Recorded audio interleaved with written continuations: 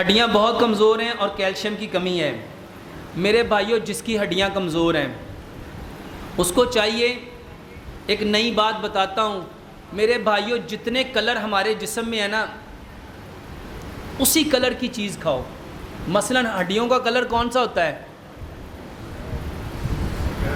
بولو یار، سفید۔ جتنے سفید پھل اور سبزیاں ہیں، دالیں ہیں، اس کو کھانا شروع کر دو۔ مشکل ہے کہ آسان ہے؟ اس کو کہتے ہیں کلر تھراپی۔ اس کو کیا کہتے ہیں؟ اور یورپ کو پتہ ہے، مسلمانوں کو پتہ، میرے بھائیوں جتنی سفید چیزیں ہیں، کیلے کا رنگ کیا ہے، خربوزے کا رنگ کیا ہے، بادام کا رنگ کیا ہے، تلوں کا رنگ کیا ہے، جتنی سفید چیزیں اس میں بنڈل آف کیلشیم ہے۔ ٹھیک ہے؟ جس کا خون کا مسئلہ ہوا ہے تو وہ کون سا رنگ ہے؟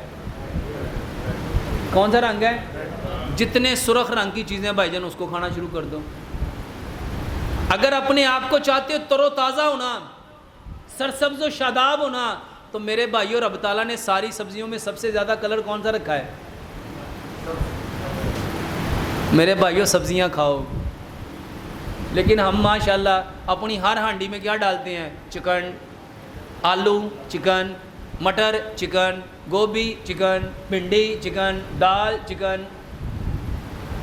تو میرے بھائیوں جس کلر کا کوئی پرابلم ہے تو کیلشیم کی کمی کے لیے سفید رنگ کی جتنے چیزیں ہیں، سفید رنگ کے جتنے پھل ہیں، سفید رنگ کی جتنی اجناس ہیں، سفید رنگ کے جتنے ڈرائی فروٹس ہیں، سارے کھاؤ، ہڈیوں کو مضبوط کریں گے۔